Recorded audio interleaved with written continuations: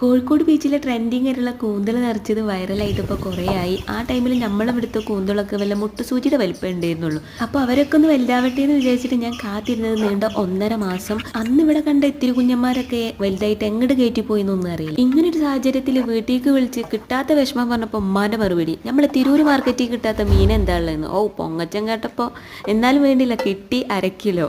കോഴിക്കോട് ബീച്ചിൽ അവരിത് എത്ര രൂപക്കാണ് കൊടുക്കണമെന്ന് അറിയില്ല. അപ്പോൾ ആരെങ്കിലും കഴിച്ചവരുണ്ടെങ്കിൽ കമൻറ്റ് ചെയ്യും.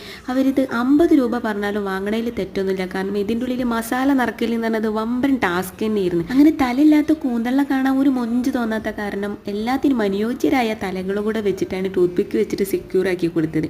പിന്നെ ഞാൻ മാരിനേറ്റ് ചെയ്തിട്ടാണല്ലോ ഇതിൽ ഫില്ല് ചെയ്യാൻ നിന്നത്. അതുകൊണ്ട് തന്നെ കൈ കുറേ നേരത്തിന് നല്ല ചുട്ടുപൊളിച്ചിലുണ്ടായിരുന്നു. പിന്നെ എല്ലാത്തിനും ഒന്ന് അടച്ചും തുറന്നും വെച്ചിട്ടൊന്ന് ഫ്രൈ ചെയ്തപ്പോൾ നമ്മളെ സംഭവം സെറ്റാണ്. അപ്പോൾ ഇവരൊക്കെ പറഞ്ഞ അത്രക്കും ഉണ്ടോ എന്ന് ചോദിച്ചാൽ അതുക്കും മേലെ ഇരുന്ന് ടേസ്റ്റ് ട്രൈ ചെയ്ത് നോക്കുക. ഫീഡ്ബാക്ക് കമൻറ്റ് ചെയ്യുക.